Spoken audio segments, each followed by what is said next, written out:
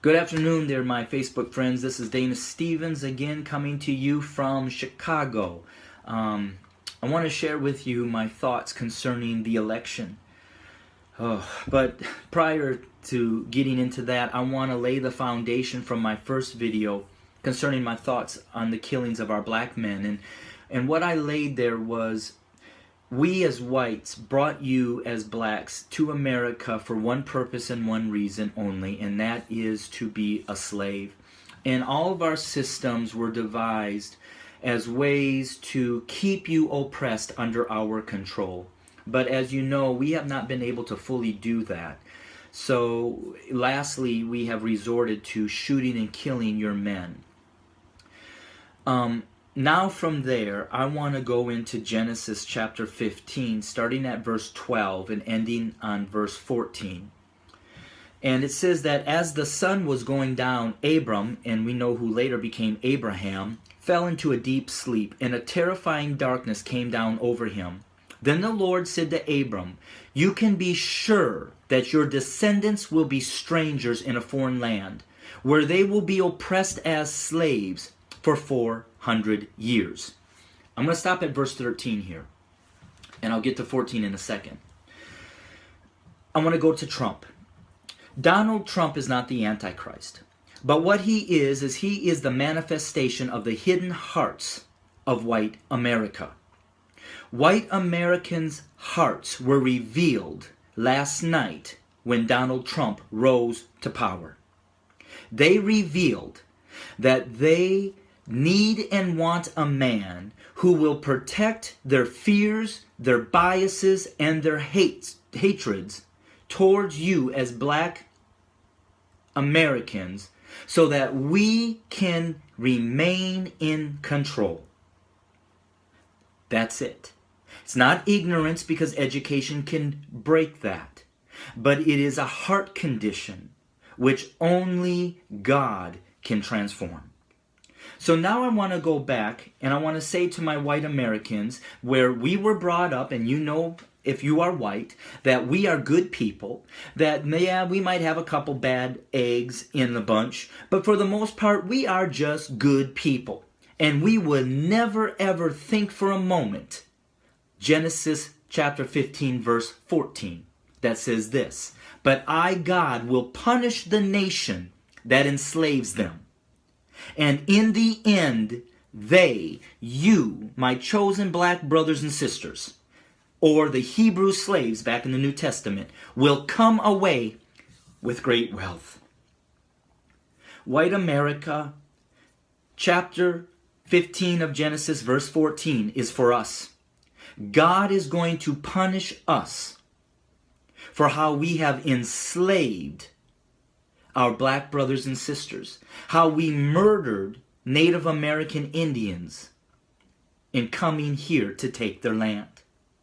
And why do I believe that is happening? And why is it so close? It was 400 years that the Hebrews were slaves in Egypt. Well, on August 20, in the year 1619, historically marks the early planting of the seeds of the American slave trade. Although American slavery was not a known institution at that time, this group of Africans were the first to go on record to be sold as involuntary laborers. That was August 20th of 1619. Add 400 to that. We are looking at 2019 will mark 400 years. And that's why I bring this message now to my black brothers and sisters, that there is hope for you. Your oppressiveness and you being under the control and the hands of white America is coming to an end, because your 400 years will be up in 2019. And I believe that you are direct descendants of Abraham. You are God's chosen people.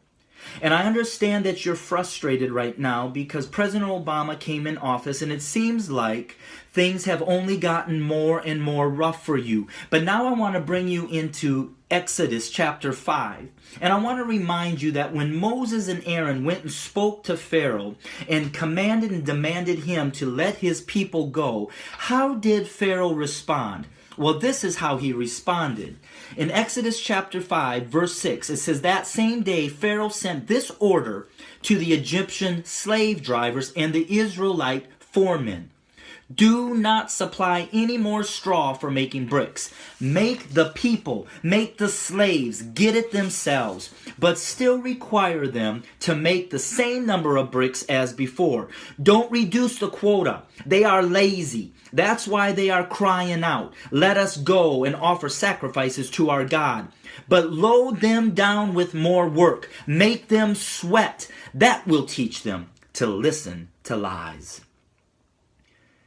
President Obama was in office asking the government or Pharaoh to let you go. But they rejected him. They did to him what the Pharaoh did to Moses. And because of that, they've turned up the heat. That's why the racism that we see now isn't new. It's just forming because you, as God's people, are starting to say, "Let us go." And we, as white men, are refusing to do so. Therefore, we must put into power a man that will protect us so we can remain in control.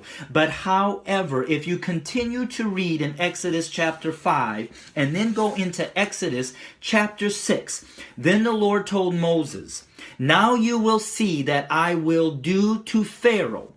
When he feels the force of my strong hand, he will let my people go. In fact, he will force them to leave his land. Therefore, now I say this to you, my black brothers and sisters. Therefore, God said, say to the people of Israel, I am the Lord. I will free you from your oppression, and I will rescue you from your slavery in Egypt, your slavery here in America. I will redeem you with a powerful arm and great acts of judgment. I will claim you as my own people, and I will be your God. Then you will know that I am the Lord your God, who has freed you from your oppression in Egypt, from your oppression in America. And I will bring you into the land I swore to give Abraham, Isaac, and Jacob. I will give it to you as your very own possession. I am the Lord." Today might be seen like gloom and doom for you, my black brothers and sisters.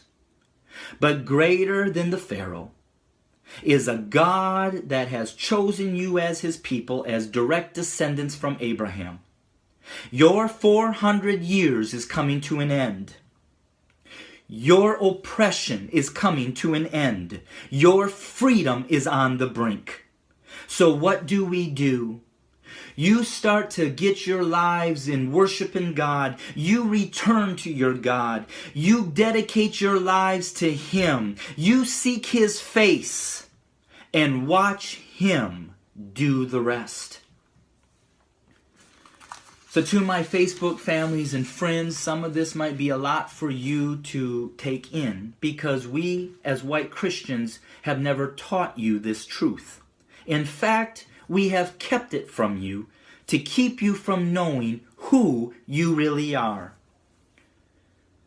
But God is about to bring judgment, and the tables are about to turn. And you, my black brothers and sisters, are about to be released and be given what God has promised you.